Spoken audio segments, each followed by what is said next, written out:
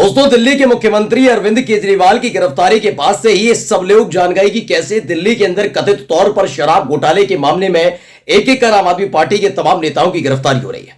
पहले मनीष सिसोदिया 13 महीने से जेल में बंद हैं। अभी संजय सिंह जमानत जरूर हो गई, लेकिन 6 महीने से इसी मामले में बंद थे और हाल ही में यानी पिछले महीने ही अरविंद केजरीवाल को गिरफ्तार कर लिया गया।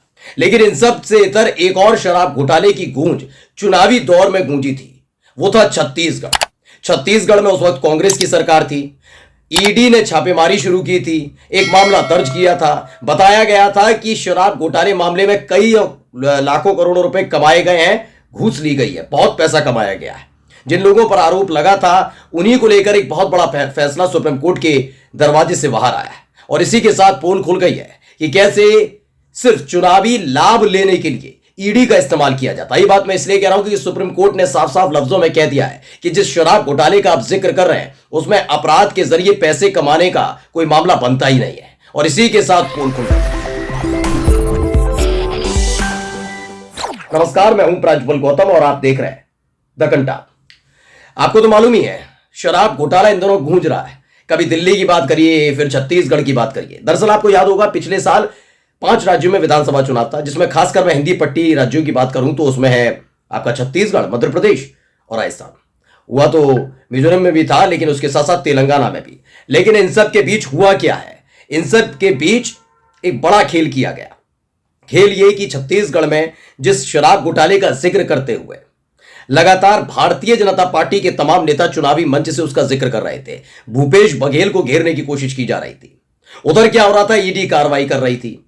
जनता को भी लगने लगा कि कुछ ना कुछ तो खेल है, ईडी ऐसे ही थोड़ी ना मामले की शुरुआत करेगी, जांच करेगी। भाई, भरोसा है ना जांच एजेंसियों पर हमारी देश की जनता को। वो बात अलग है कि पिछले 1-1.5 महीने में खुलकर सामने आ चुका है, जब से इलेक्टोरल बॉन्ड वाला मामला खुला है, कि कैसे ईडी, फिर सीबीआई की छापेमारी, इनकम टैक्स की छापेमारी और जिन कंपनियों पर छापेमारी की गई उन्होंने फौरन ही भारतीय जनता पार्टी के इलेक्टोरल बॉन्ड यानी कि बीजेपी को चंदा दे दिया। ये बात खुलकर सामने आ गई। शराब माफियाओं से लिया, सट्टा कारोबारियों से लिया, जो बीफ यानी गाय का मांस बेचती हैं कंपनियां, उनसे बीजेपी ने चंदा लिया। ये सारी बात खुल गई है दोस्तों। इन सब में छत्तीसगढ़ का जिक्र किया गया था। छत्तीसगढ़ में इस बात की बड़ी परेशानी थी बीजेपी को कि इतने सालों से सरकार चल रही है और ये ऐसा कैसे हुआ कि मोदी और शाह के कार्यकाल के, जब बीजेपी मोदी और शाह में हो चुकी है, तभी छत्तीसगढ़ और मध्य प्रदेश से कैसे सरकार चली गई। छत्तीसगढ़ से कैसे भी करके भूपेश बघेल की सरकार को गिराना था। तो क्या हुआ? आखिरकार उन्हें हटाने के लिए चुनावी मंच से ईडी की जांच का जिक्र करते हुए शराब घोटाले का जिक्र किया गया। लेकिन अब देखिए, एक नया फैसला आ गया, एक बड़ा फैसला सुप्रीम कोर्ट के दरवाजे से बाहर आया। खबर क्या पढ़िए, आज तक ने छापा है, छत्तीसगढ़ शराब घोटाला, सुप्रीम कोर्ट ने मनी लॉन्ड्रिंग केस रद्द किया, कहा मामला ही नहीं बनता। ये मैं नहीं कह रहा हूं, ये सुप्रीम कोर्ट कह रहा है कि मामला ही नहीं बनता। इसमें क्या बताया गया? सुप्रीम कोर्ट ने छत्तीसगढ़ शराब घोटाले मामले में जुड़े मनी लॉन्ड्रिंग केस को रद्द कर दिया है। सुप्रीम कोर्ट ने कहा कि मामले में कोई भी विदेही अपराध या अवैध गतिविधि नहीं हुई है, तो मनी लॉन्ड्रिंग का मामला नहीं बनता है। पहले इस खबर को थोड़ा सा मैं पढ़कर भी बता दूं, क्योंकि इसी का जिक्र बहुत बार किया गया। अब पूरे छत्तीसगढ़ के चुनाव में ज्यादातर इसका और एक और मसला था, और 2 मसलों की बहुत जिक्र किया गया। सुप्रीम कोर्ट ने सोमवार को छत्तीसगढ़ शराब घोटाले संबंधित मामले में आरोपियों को बड़ी राहत दे दी। शीर्ष कोर्ट ने आरोपियों के खिलाफ मनी लॉन्ड्रिंग के मामले को रद्द कर दिया। सुप्रीम कोर्ट ने कहा कि शिकायत आयकर अधिनियम के अपराध पर आधारित थी। ये पीएमएलए के अनुसार शेड्यूल अपराध नहीं है। जस्टिस अभय एस ओका और उज्जवल भुइयां की पीठ ने कहा कि यह कोई विदेही अपराध नहीं है, इसलिए अपराध की आय के साथ साथ मनी लॉन्ड्रिंग का मामला भी नहीं बनता है। सुप्रीम कोर्ट ने कहा कि संज्ञान लेने से पहले विशेष अदालत को इस सवाल पर सोचना होगा कि क्या प्रथम दृष्टया पीएमएलए की धारा 3 के तहत अपराध बनता है। और इसी के साथ एक खुलासा भी हो गया कि कैसे पूरा भौकाल माहौल बनाने के लिए, शोशेबाजी करने के लिए ईडी का इस्तेमाल किया जा रहा है। अब सोचिए, अब आपको थोड़ा मैं तस्वीर लेकर चलता हूं। छत्तीसगढ़ का चुनाव चल रहा है, उस दौरान बीजेपी के नेता, बीजेपी का जिक्र इसलिए कर रहा हूं क्योंकि कांग्रेस सरकार छत्तीसगढ़ में थी और बीजेपी चूंकि केंद्र में बैठी है, मोदी शाह के अधीन है, चाहे आपका ईडी हो, आपका सीबीआई हो या इनकम टैक्स हो। अब ईडी एक मामला दर्ज करती है और उस मामले की जांच शुरू करती है। उसी जांच रिपोर्ट को हाथ में लहराते हुए बीजेपी के नेता, तमाम नेता, बड़े से लेकर छोटे, कितनों के नाम लूं, वो छत्तीसगढ़ में सरकार पर, वहां के मुख्यमंत्री पर सिर्फ ईडी की जांच का हवाला देते हुए एक घोटाले का आरोप लगाने लगते हैं। जनता है मासूम, उसको लगता है कि अगर धुआं उठ रहा है तो आग जरूर लगी होगी। वो बात आ रहा है कि 2-3 महीने से अब खुल गया है खेल ईडी वाला, लेकिन उस समय तक भरोसा था। तो लोगों को लगा वाकई बहुत बड़ा घोटाला कर दिया कांग्रेस ने, कांग्रेस तो वाकई बहुत बड़ी घोटालेबाज है। अब तक तो छत्तीसगढ़ में ऐसा कोई बड़ा मामला निकल कर नहीं आया जब तो बीजेपी की सरकार थी। अब एकाएक कैसे निकल कर आ गया, तो उसका इस्तेमाल किया जाने लगा। अब आप देखिए, पहले सोचिए, सिनेरियो देखिए, बीजेपी के नेता लगातार चीख कर शराब घोटाला, भूपेश बघेल घोटालेबाज, और ये इन्होंने ये किया। चुनाव हुआ, जनता ने वोट दिया, एक पूरा माहौल बना, जनता ने वोट दिया, जांच के नाम पर इन्होंने ऐसा बना दिया जैसे भूपेश बघेल वाकई बहुत बड़ा भ्रष्टाचारी है, घोटालेबाज है। और उसके बाद क्या किया, सत्ता पलट गई, यानी कि बीजेपी सत्ता में आ गई। अब तकरीबन 4 महीने बाद सुप्रीम कोर्ट का यह कहना है कि मामला ही नहीं बनता, तो पता लगता है कि बीजेपी के नेता मंच पर खड़े होकर कितना बड़ा झूठ बोल रहे थे, और उस आधार पर बोल रहे थे जो संवैधानिक संस्था इस वक्त पूरी तरीके से एक्सपोज हो चुकी है। मैं ईडी का जिक्र डंके की चोट पर कर रहा हूं। हां, ईडी पूरी तरह से एक्सपोज हो चुकी है कि कैसे उसका इस्तेमाल करके शराब माफियाओं से लेकर तमाम लोगों से पैसा डकारने का काम किया।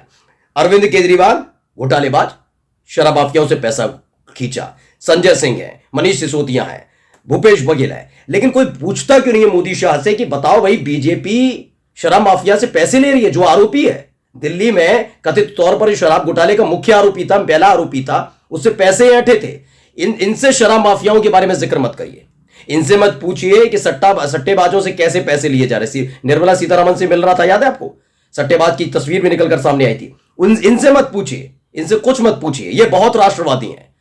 सोचिए, एक फर्जी मामले पर माहौल बनाकर चुनाव जीता गया, यह अपने आप में एक बहुत बड़ा अपराध नहीं है।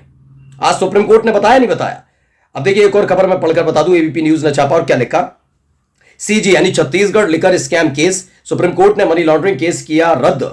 तो भूपेश बघेल ने क्या कहा है वो पढ़कर बता देता हूं। भूपेश बघेल ने बोलेगी केंद्र सरकार के इशारे पर।